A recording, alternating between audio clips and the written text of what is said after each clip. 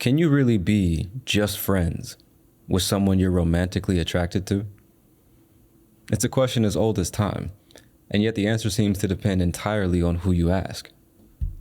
Some people insist it's possible, claiming they're more than capable of keeping their feelings in check, while others argue that mixing friendship and romantic feelings is a recipe for disaster, leading to jealousy, unmet expectations, and heartbreak. And in today's episode of Real English Radio, we're going to explore this idea, and hopefully you'll come to your own conclusion as well. So let's roll this clip. Romantic friendship is where it is at. And my definition of romantic friendship is a friendship that challenges the norms of like intimacy, closeness, expectation, and or affection. It doesn't have to be all of those. But for example, me and my best friend talk every single day. I'm literally obsessed. I'm obsessed and I get so excited. Like I get butterflies to like speak to him and I'm like so obsessed, right?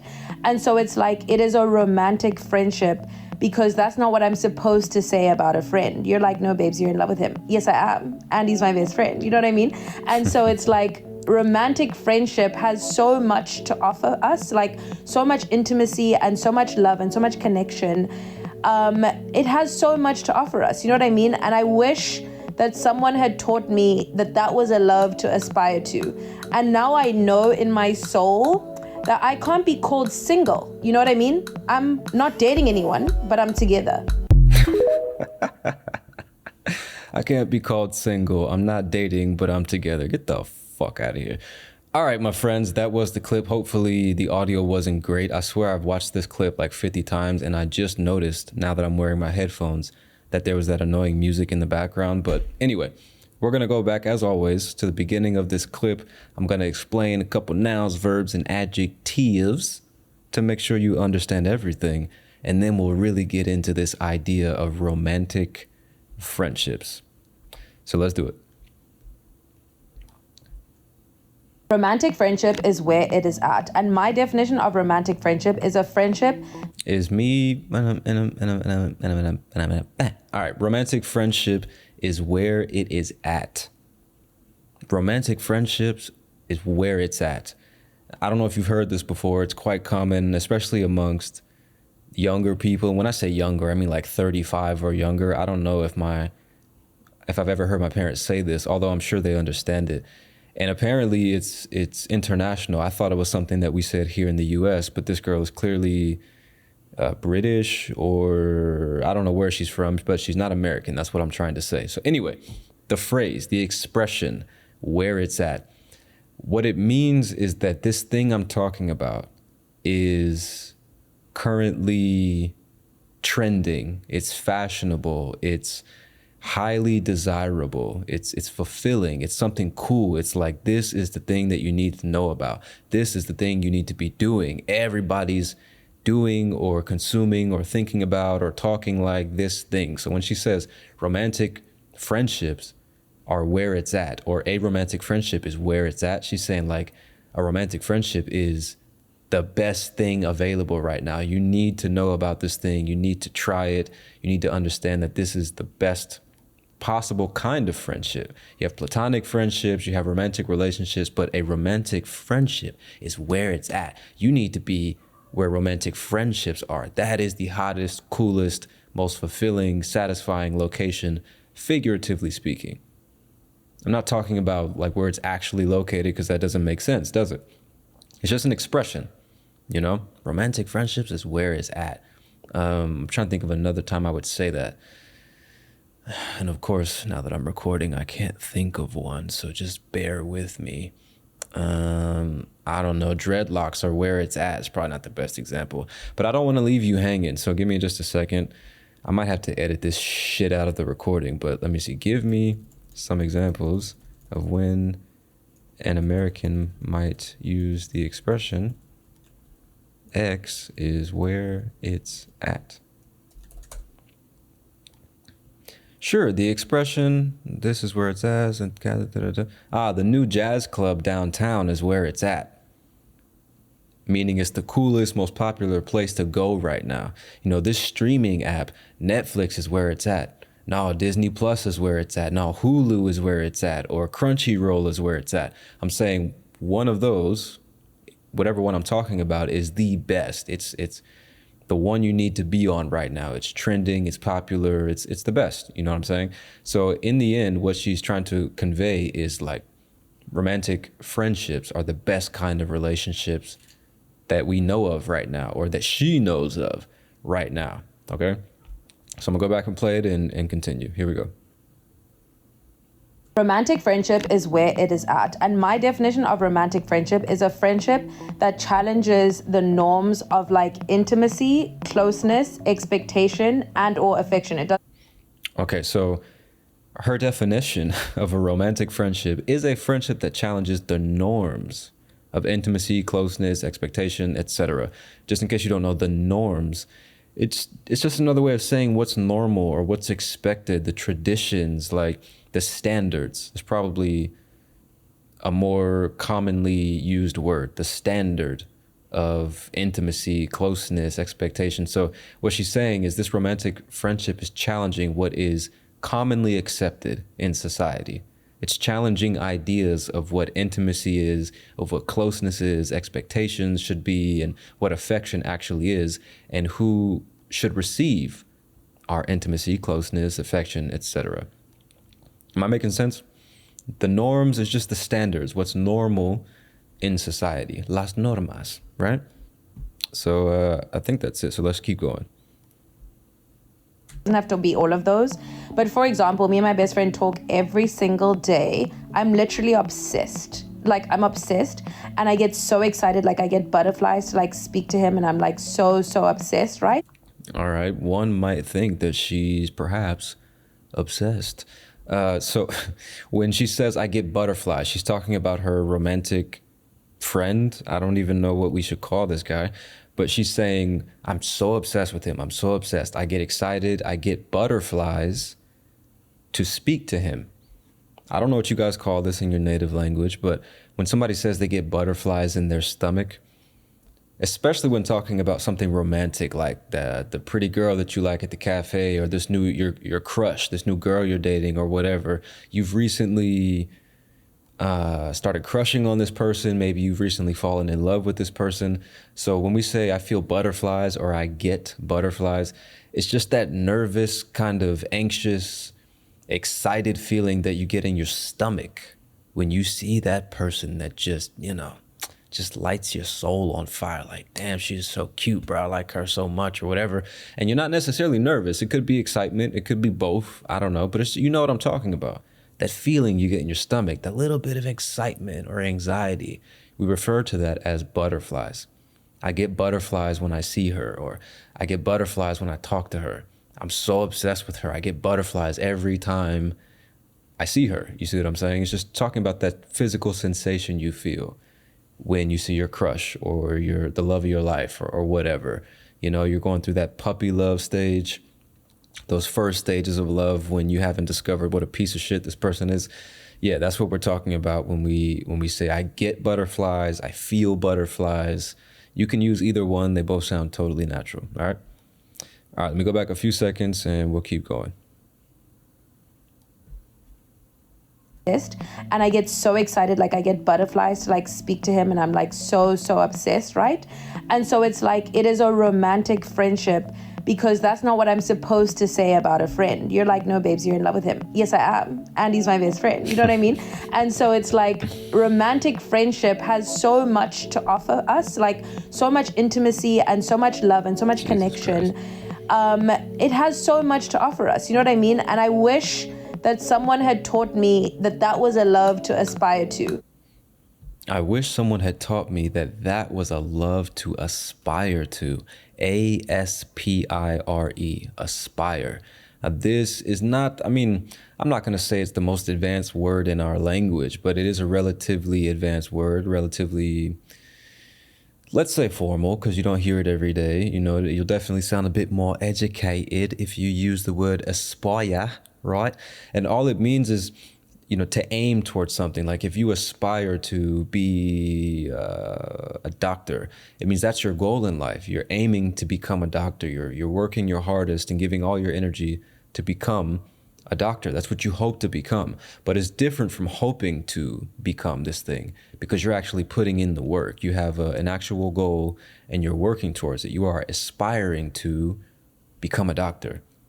It describes that strong desire to achieve something. You know what I mean? Typically a goal, it could be an ideal. Like we aspire to be good men. We aspire to be great citizens. I aspire to be the best father I can possibly be. I'm working towards this particular goal.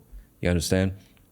So what she's saying is, I wish somebody would have told me when I was younger that romantic friendship is a kind of love that I should aspire to. It's something that I should seek in life. It's something I should value and try to obtain for myself. That's essentially what she's conveying, okay? So we're almost done with the clip. I'm gonna go back a few seconds and we'll finish out. So much to offer us, you know what I mean? And I wish that someone had taught me that that was a love to aspire to. And now I know in my soul that I can't be called single, you know what I mean? I'm not dating anyone, but I'm together. I wonder if people like hear themselves when they say things. Anyway, she says, again, I wish somebody would have taught me that this is a kind of love I could aspire to and obtain one day. And I know in my soul, I can't be called single. Now, you probably know what the word soul means, but just in case you don't, it describes that spiritual idea of the you that exists independent of your body. Like a lot of people believe your body is just a shell. It's just the machine that your soul, that thing deep inside you, connected to a higher power, is operating. So you have your mind, right, like your brain, you have your heart pumping the blood, you have your body, your meat vehicle, if you will, and your soul is something that will exist even after your body dies. You'll go on to the next life or to heaven or whatever you believe. Your soul will travel to that place even if your body stays here on earth. Am I making sense? You understand that? Anyway, it's just something we say. I know people say this in various languages, which again, forgive me if I'm over explaining, but it's just something that we say. I know in my soul. It's just another way of showing deep conviction. It's not something I think. It's not just something I feel. It's something I know in my soul, intuitively. That intuition that was given to me by the higher power tells me, in this case, I can't be called single. And again, you might know this, you might not, but when we say I am single, she is single, they are single, it just means you're not currently committed to anyone. You don't have a girlfriend, a boyfriend, a husband, a wife. You're just doing your own thing. No commitments, romantically speaking, you know? So she says, I know in my soul I can't be called single because I'm in this romantic friendship. So I'm not necessarily single. I'm in love with this guy. And at the same time, I'm not dating anyone. And to be dating someone or to date someone is our way of describing what you do when you're committed to someone in particular. You guys are going out on dates. You go to the movies, you go skydiving, you go to the park, you're doing things that two people who love each other do, and you're only doing it with that person. You understand? Like you're having sex with this person, you're going out to dinner, you eventually meet their parents, all the shit that things get really serious, you know? You're dating this person in particular. Now it's confusing though, because sometimes somebody will say, I'm dating, and that just means like casually going on dates with multiple people. You see what I'm saying?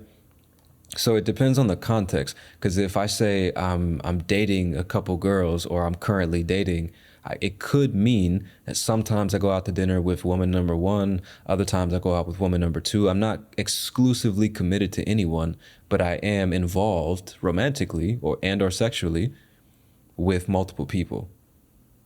But in a different context, I say me and this woman are dating. It could mean we're exclusive. And in this context of the video, she means exclusive. She's not single, but she's also not dating, which is confusing to say the least. You know what I'm saying? And I think that's the point of her video. She's saying this idea of romantic friendship is something totally new, and it's where it's at. You need to try this. Being stuck in between being single and being taken. Maybe you didn't know this either. It's the opposite of being single.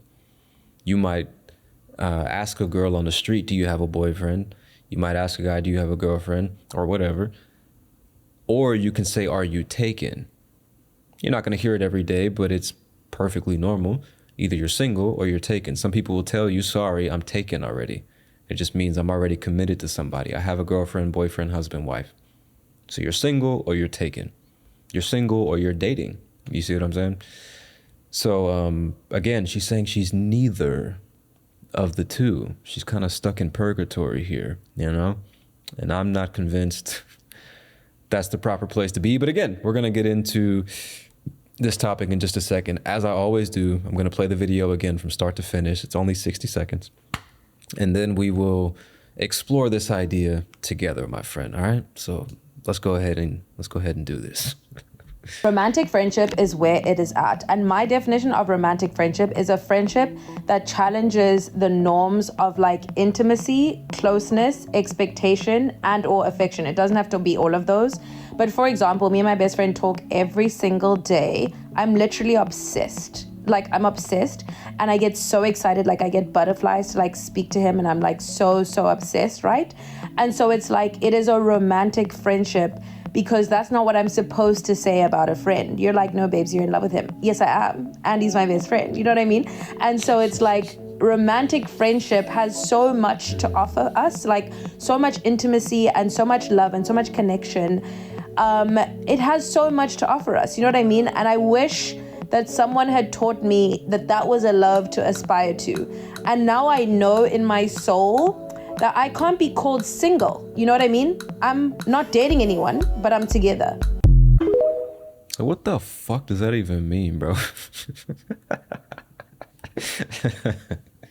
All right, on a serious note, let's fucking get on with this episode. Now, in this video, Ayanda, which is the name of the girl who was just speaking, she explores the concept of what she calls a romantic friendship, which, in her words, challenges the societal norms of intimacy, closeness, expectation, and or affection in friendships. She describes a deep and intense connection with her best friend, saying that she's obsessed with this guy. She's in love with this guy and even feels all the butterflies in her stomach when she talks to him basically every day. And at the same time, she claims that this relationship is not exclusively romantic. She says that she's neither single nor taken, but something in between the two. Now, based on her words, Ayanda seems to believe that it's possible to detach from traditional frameworks of relationships and adopt a new way to view love and connection. She's challenging us to rethink how we define and prioritize our relationships, suggesting that love can be abundant, varied, and deeply fulfilling without needing to conform to conventional labels. Now, all of this sounds great on the surface, but I think it's important we define a few words and ask a few questions before we come to any conclusions. All right, my friend? So let's start by defining the word romance. Now, this word actually carries multiple meanings depending on the context, of course, but in a relationship, it often refers to a feeling of excitement and mystery associated with love, typically involving a close and passionate connection and a strong emotional and physical attraction between two people. Romance also encompasses the idea of courtship or actions of courtship, such as giving flowers or writing love letters or planning special dates or sending dick pics or whatever you got to do. Whatever you got to do to express your love or affection. That, in a very general sense, is romance. So now let's define friendship. This word refers to a close and mutual relationship between people, typically two people, characterized by affection, trust, and support. It involves a bond where individuals genuinely like and care for each other, fostering mutual affection.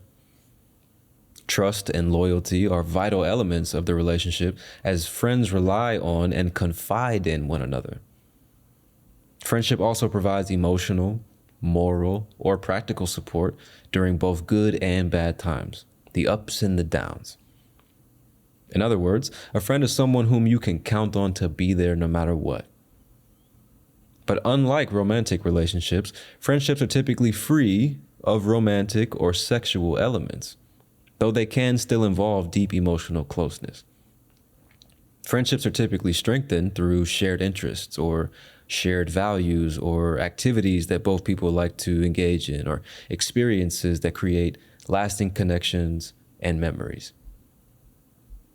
Now, although I do believe the best romantic relationships are the ones in which the two people involved are true friends first, I still think there's a clear distinction between being friends and being exclusive partners. And it seems to me that Ayanda is describing something that for many years has been referred to as polyamory, not romantic friendship. So let's go ahead and define that word. We've talked about romance, we've talked about friendship. Let's define polyamory. Now, according to ChatGPT, polyamory is the practice or philosophy of engaging in multiple consensual, ethical, and intimate relationships simultaneously, with all parties or people being aware of and accepting of the dynamics. Unlike traditional monogamous relationships, polyamory allows for romantic or sexual connections with more than one person, where each relationship is defined by mutual consent, trust, and communication. Polyamory differs from open relationships in that the emotional or romantic connection may be equally important with all partners. Fucking car alarms, bro. Give me a break. Fucking up my recording, dog. Let me say that again. Polyamory differs or is different from an open relationship in the sense that emotional or romantic connection may be equally important with all partners. Whereas in some open relationships, the primary bond may be between two people and others may be purely sexual. So that's a lot of words to basically say that the difference between polyamory and open relationships is that in an open relationship, typically you have one main partner. This is my girlfriend, but she understands and is accepting of the fact that I might be romantically or sexually involved with other people. Polyamory is like multiple people all involved in the same romantic relationship. Like me and all three of my girlfriends, we're all dating. Or me, my girlfriend, her boyfriend, and his girlfriend, we're all dating. That's my understanding of the difference. Is an open relationship is like I'm open to getting involved with other people. Polyamory is we're all, multiple people, more than two, we're all involved in this relationship. So that's just my understanding. I could be wrong about that. I have some more notes here, but I'm not going to read all that shit. It's kind of boring, to be honest. I don't know why I included that. I'm just trying to draw a distinction between romance, friendship, and polyamory. Basically, trying to illustrate the point that, or not even the point, but my belief that what she's talking about is polyamory, or possibly an open relationship. I don't understand the term romantic friendship. I don't understand that. Maybe one of you guys can explain it to me. And of course, I have my own ideas on what she really means to say, but we'll get to that in a little bit. Before we do that, I think we should ask a few questions. Or I think I'm going to ask a few questions that I'd like you to consider. And the first one is, what are rights without responsibility? What do you have when you give someone rights, but you don't give them or require them to fulfill any of their responsibilities? Because one could argue that this girl simply wants all the benefits and exclusivity of a committed romantic relationship, but doesn't want the responsibility of having to commit to just one person. You could argue that. So what I'm going to do is consider this idea from an opposing and supporting viewpoint. And you can tell me what you think, all right? So let's start by supporting this argument that she wants all the rights and benefits with no responsibility. Ayanda talks about how much she appreciates the emotional closeness and exclusivity, right? She says, I can't be called single. And she also appreciates the feelings typically associated with romantic relationships. She says, I'm obsessed. I feel butterflies. I talk to him every single day. But she says absolutely nothing about navigating the responsibilities or challenges that often come with such relationships. I didn't hear her say anything about how the guy in this relationship feels or what he's getting from this arrangement. All I heard was that she's content having a pseudo boyfriend that she's not exclusively committed to. She insists that she's not single, but at the same time doesn't have a boyfriend, which in my opinion suggests that she's totally fine being emotionally fulfilled by this guy as long as she doesn't have to deal with the constraints or exclusivity of a conventional partnership. Because romantic relationships come with mutual obligations. They come with compromises. They come with long-term planning. And a romantic friendship, by contrast, may allow her to enjoy intense emotional connection without the potential sacrifices or shared decision-making involved in a committed relationship. In other words, she gets to have the best of both worlds. You understand what I'm saying? Now, on the other side, if we're going to challenge this idea, for those of you that disagree with what I'm saying, you might say the following. You might say that Ayanda's framing or her idea of a romantic friendship could be an attempt to redefine what love and connection look like. Maybe she's not trying to avoid commitment. Maybe she's just seeking a type of bond or connection that transcends traditional labels without rejecting responsibility altogether. It's totally possible that Ayanda values independence and believes deep emotional closeness doesn't have to be tied to exclusivity or traditional roles. It could be a perspective that reflects a more progressive or fluid approach to relationships. Her emphasis on valuing romantic friendships might highlight the need to detach ideas of love and emotional intimacy from the assumption that these feelings must lead to traditional romance or exclusivity. Now, ultimately, all of this depends on whether she and her best friend have clear, shared boundaries and expectations. If both people involved feel fulfilled and respected, it's less about avoiding responsibility and more about finding a relationship model that works for them. But what I want you to do is think about this question and decide what it is you believe about this relationship dynamic, this romantic friendship where we're dating each other, but we're not exclusive. We're both single, but in love with each other. We talk every day, but it's nothing serious. Like, what do you think about this dynamic? Is she really trying to redefine what it means to be romantically involved with somebody? Or is she just trying to get all the benefits without any of the responsibility? What do you think?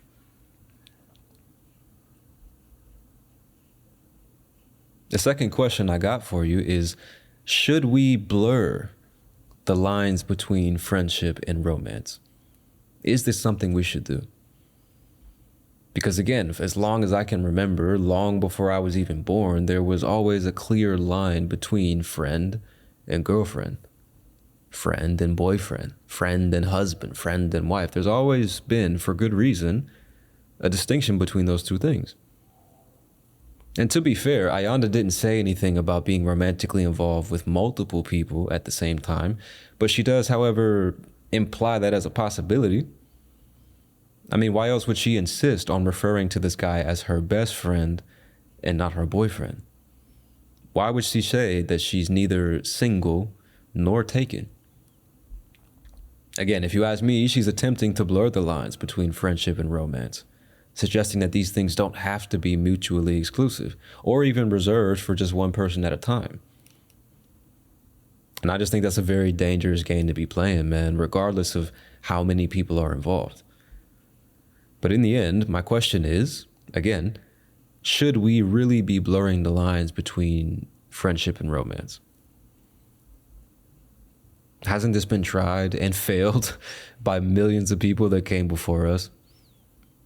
Like, this kind of relationship might seem exciting or unique at first, but the lack of clear boundaries, the lack of clear communication can and often does lead to confusion, unmet expectations, and even psychological or emotional damage. I mean, let's talk about the effects that it would have on a true friendship. Blurring the line between friendship and romance creates all kinds of problems, starting with unclear intentions. Because one person might view the relationship as purely platonic. We are just friends. While the other person harbors romantic feelings. Deep down inside, they are in love with this person. They want to be more than just friends. And so in a situation like that, actions that would normally be considered typical in a friendship, like spending quality time together or confiding in one another, can take on romantic connotations. You see what I'm saying? Like, you think you're just venting to a friend. You think that you guys are just hanging out, spending quality time together. And she thinks we're now dating, like we're getting serious. This guy is in love with me and only me. And so this misalignment of expectations, this confusion, being on two different pages will almost certainly result in somebody's feelings getting hurt. One or both people may end up feeling manipulated, used, or just simply misunderstood. And this lack of clarity, it makes it difficult to establish boundaries. Because physical closeness, emotional sharing, and the amount of time that you spend with this person can all become sources of tension, especially if you or the other person enters a new relationship. I mean, without clear rules and expectations, these ambiguities can lead to misunderstandings and make it harder to keep the friendship on good terms. I mean, just imagine, like, this person that you think you're romantically involved with, deep down only sees you as a friend, and then she gets a boyfriend. I mean, just imagine how you would feel. When one person desires a romantic relationship and the other one doesn't, like, somebody's going to end up frustrated. Somebody's going to feel rejected. Somebody might even develop feelings of resentment for that person who just yesterday was your friend, a potential girlfriend or boyfriend. Like, all that uncertainty surrounding the relationship, it creates unspoken pressure for it to evolve into something more, even if one or both people don't actually want that. And as I said, alternatively, one person might silently want that deep down, but be afraid to express it. And the other person has no idea that this person's feeling that way. So it just creates this weird situation where, like, nobody really knows what's going on, or one person knows and the other one doesn't, and you guys aren't communicating out of fear or whatever reason. It's just like, it's not going to work. It just creates emotional strain, don't you think? It just makes things more complicated. It increases the chance that you get your heart broken or she gets her heart broken. You know what I mean? Even if, like, you guys decide to move on, even if you guys decide, okay, this isn't working, it's better if we just stop talking. Like, imagine how devastated you're going to be. Imagine how devastated she's going to be. Whoever was the one that was deeply in love, like, you just lost your best friend. All because you guys weren't able to communicate with each other, because you guys weren't on the same page, because you thought it was one thing and she thought it was the other, you know? I don't know, man. Typically, when a romantic relationship doesn't work out, like, the relationship itself is lost forever. I mean, how many people go back to being friends? Just friends. So all I'm saying is just think about, like, the various effects it could have on a perfectly normal or healthy relationship. And think about, like, how would you feel if someone you loved and trusted as a friend told you that they wanted to be something more and you didn't? Just think about that. Like, this girl you view as your best friend, this guy you think of as your best friend, comes to you and says, hey, I don't know how else to say this. I'm in love with you and I want to be more than just friends. And you don't feel that way. Or what if you were the one that was secretly hoping for more, constantly wondering if they felt the same? Would you like to be trapped in a situation where neither of you can truly be honest with each other? She doesn't want to tell you that she sees you as just a friend, or you don't want to tell her, like, hey, I'm not really trying to commit to you like that, you know?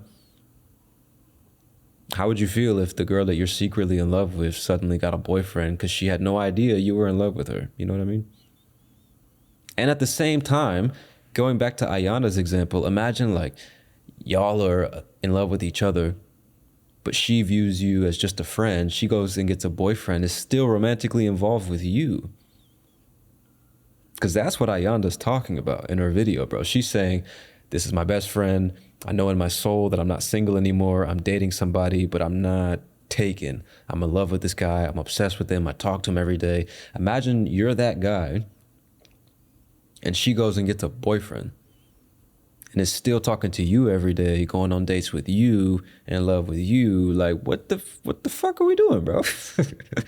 What are we doing here? You know what I'm saying? Like, as I said before, this kind of thing, it really is a question of personal preference. It's a question of whatever works for you. I'm sure there are people out there in the world who would have zero problem with this relationship dynamic.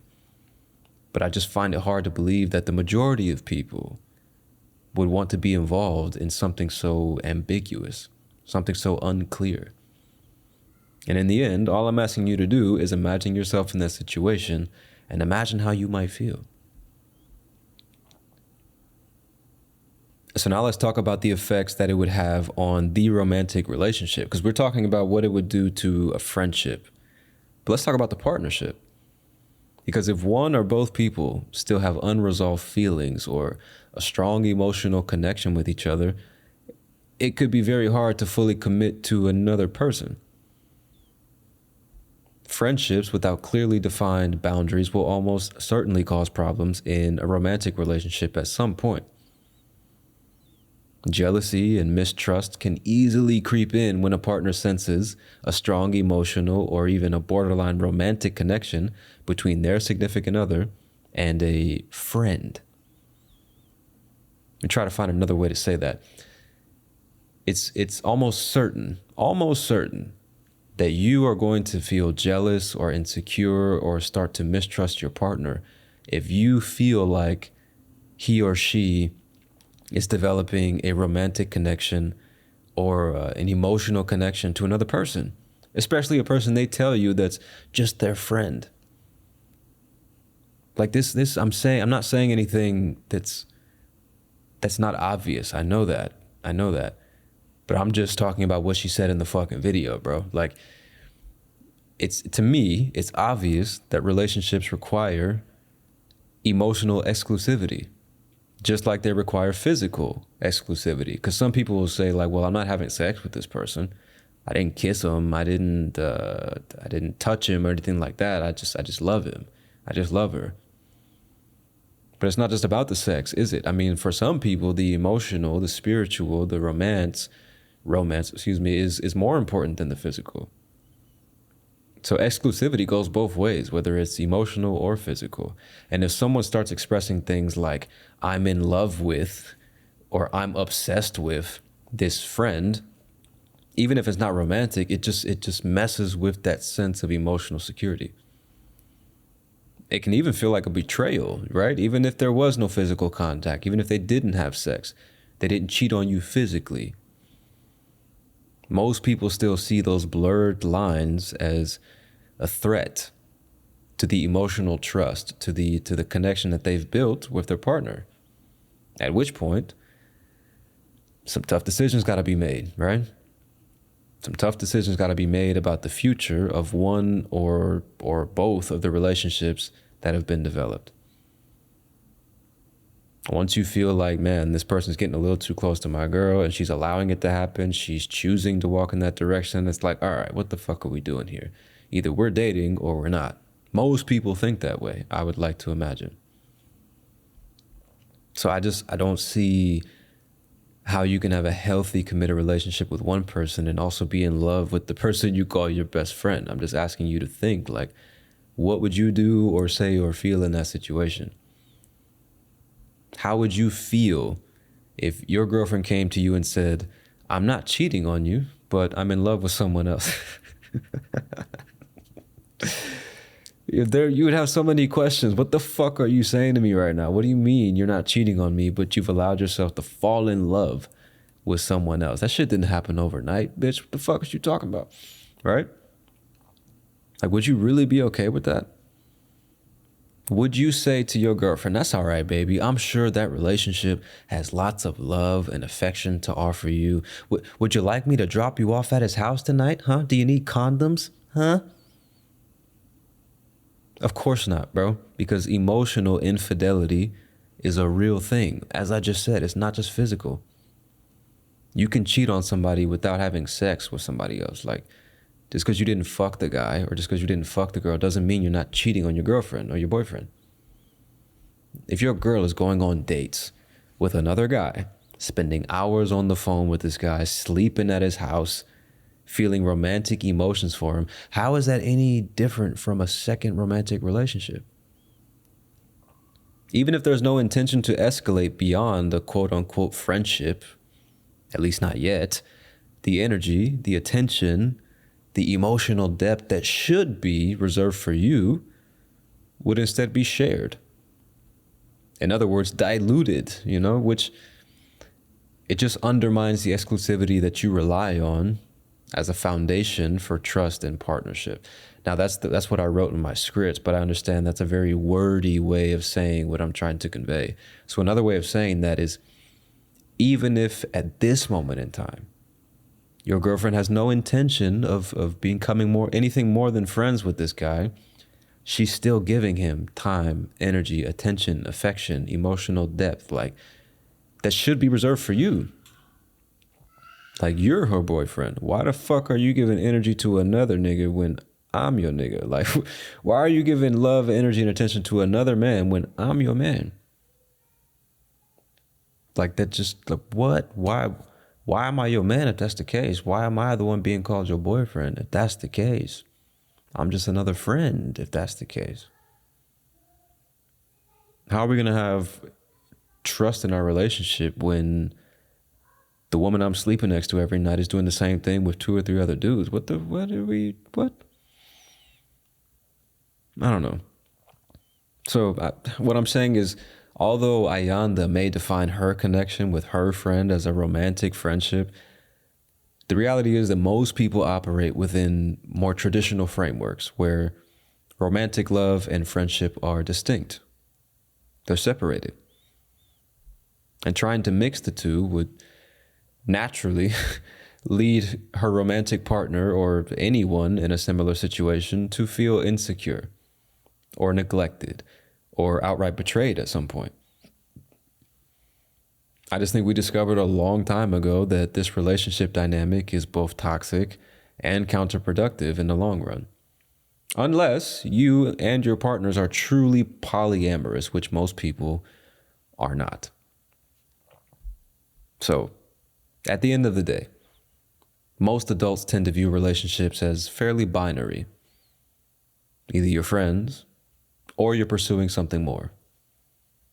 And this binary exists because it provides clarity and helps people manage their emotional needs and boundaries. Trying to exist in an in-between space just creates confusion, insecurity, instability, emotional damage, all the things I've been talking about the last 30 fucking minutes, right? It's just, I don't see anything good coming from it in the long run. If a relationship is going to have any chance of success in the long run, over the long term, everyone involved has to establish clear boundaries. Everyone involved has to communicate openly, transparently about what their intentions are. And so Ayanda's approach may work for her, but I think it's incompatible with the expectations of most traditional romantic relationships. Because as I said before, love, time, affection, emotional energy, all these things are finite resources. And again, that's my opinion. You may have a different opinion, but that's what I think. I think these are finite resources. We can't love everyone the exact same way. We can't give everyone our time. We can't give everyone emotional depth or the same level of trust or intimacy. Therefore, they're finite resources. And most people want those resources to be fully dedicated to themselves. Most people believe those resources should be fully dedicated to one romantic partner, not shared with a bunch of people. And so redefining relationship dynamics and expectations may be fine in theory. It may be fine on paper. It may sound great in a 60-second TikTok video, but in practice, it just goes against our deeply ingrained human needs for security, exclusivity, and trust. And maintaining purely platonic relationships may not be easy. It's not always easy, but I do think it provides that foundation of trust that we need, that foundation of respect. And it opens the door to genuine connection that's not clouded by romantic expectations. And if you ask me, it just doesn't make sense to risk all of that for a temporary romance.